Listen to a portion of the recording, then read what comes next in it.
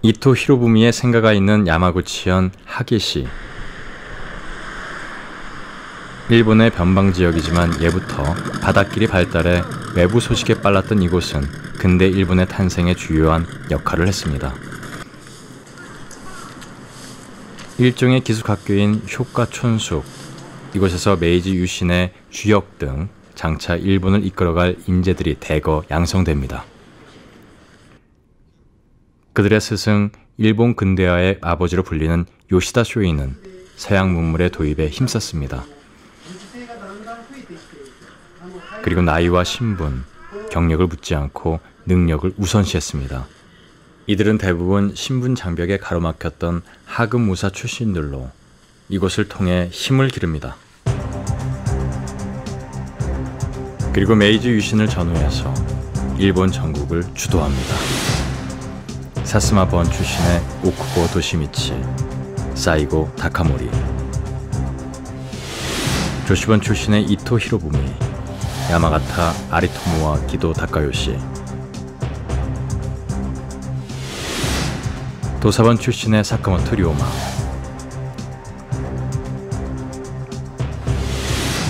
그리고 히젠번의 오쿠마 시게노부가 바로 그들입니다. 메이지 유신의 정신적 지도자인 후쿠자와 유기치가 미국과 유럽의 발전상을 소개한 서양 사정은 100만 부 이상 팔렸습니다. 일본 개항의 관문으로 불리는 요코하마, 1871년 11월 이곳에서 구미로 향하는 이와쿠라 사절단을 태운 증기선이 경적을 울리며 떠났습니다.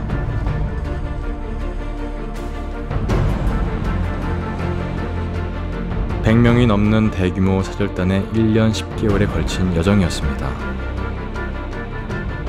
첫 도착지인 근대 국가 미국, 산업혁명을 성공시켜 세계 1위가 된 영국에 압도됐습니다. 그리고 유럽 10개 나라의 발전상을 목격했습니다.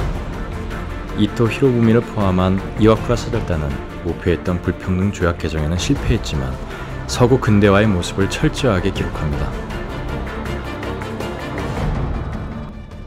사절단이 가장 주목한 곳은 독일로 통일을 이룬 독일 제국의 모습에 깊은 인상을 받습니다.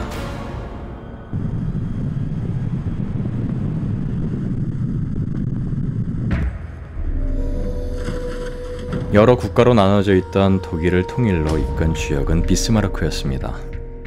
1871년 프랑스와의 전쟁에 승리한 독일 군대는 일본 군대의 모델이 됐습니다.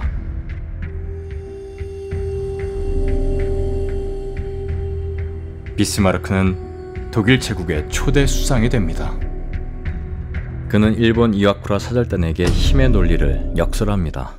殖産工業ですね、経済力、産業力をつけ、そして軍事力をつけ、そしてやっぱりパワーを持たないと外交の背景にやっぱり軍事力があるということを彼は言ったのね。 그리고 사절단은 독일의 헌법과 제도에 관심을 보였습니다. 강력한 국가론이 일본과 맞는다고 판단한 것입니다. 사절단은 베를린 외곽에 있는 모아비트 감옥까지 방문해 독일식 근대 사법체계와 형벌제도를 목격합니다. 이를 근거로 이토 히로부미를 중심으로 일본은 제국 헌법을 만듭니다. 일본 헌법 가운데 가장 중요한 것은 천황입니다. 천황은 일본의 상징으로 당시 헌법은 천황에게 막강한 권력을 부여하고 있습니다.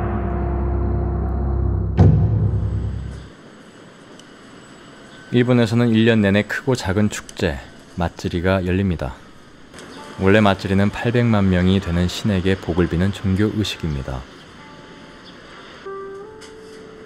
이 모든 신의 중심에 일왕이 있었고 일본은 일왕을 구심점으로 아시아에서 제일 먼저 근대화를 이뤘습니다. 하지만 그것은 제국주의라는 치명적인 독소를 품게 됩니다.